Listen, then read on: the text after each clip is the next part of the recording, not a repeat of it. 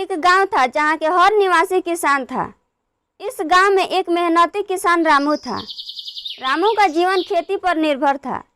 उसके पास एक छोटा सा खेत था जिसमें वह अपने परिवार का पेट पालता था।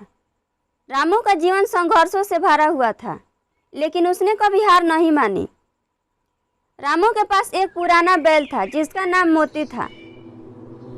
मोती और रामू का रिश्ता बहुत ही खास था। मोती रामू के हर काम में मदद करता था, चाहे वह खेत की जुताई हो, फसल की बुआई हो या फिर फसल की कटाई हो।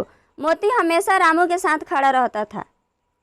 एक दिन रामू ने देखा कि उसके खेत की मिट्टी कमजोर हो गई है और अब उसमें पहले जैसी फसल नहीं हो रही है। रामू बहुत चिंतित हुआ क्योंकि उसकी फसल ही उसकी आजीविका थी। उसने सोचा, अब मैं क्या करूं? अगर फसल नहीं हुई तो मेरा परिवार कैसे चलेगा? रामू ने हार नहीं मानी। वह गांव के दूसरे किसानों के पास गया और उनसे सलाह मांगी। उन्होंने उसे नई तकनीकों और खादों के बारे में बताया। रामू ने ठान लिया कि वह इन नई तकनीकों का उपयोग करेगा और अपने खेत को फिर से उपजाऊ बनाएगा।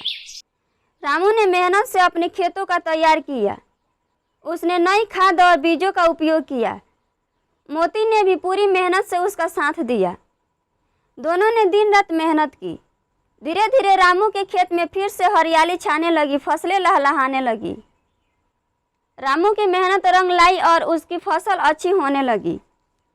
रामू ने अपनी फसल को बेचकर अच्छा मुनाफा कमाया।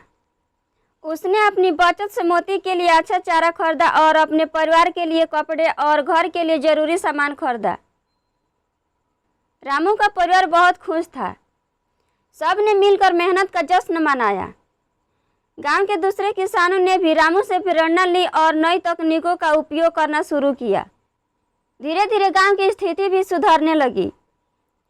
रामू ने दिखा दिया कि मेहनत और सही तकनीकों से कोई भी कठिनाई पार की जा सकती है।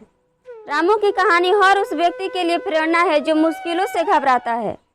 रामू ने हमें सिखाया कि अगर सच्चे मन से मेहनत करें और नई चीज़ों को सीखे तो कोई भी लक्ष्य असंभव नहीं होता। दोस्तों, उम्मीद है कि आपको यह कहानी पसंद आई होगी। अगर हाँ तो कृपया मेरे चैनल को लाइक, शेयर और सब्सक्राइब करना ना भूलें। धन्यवाद।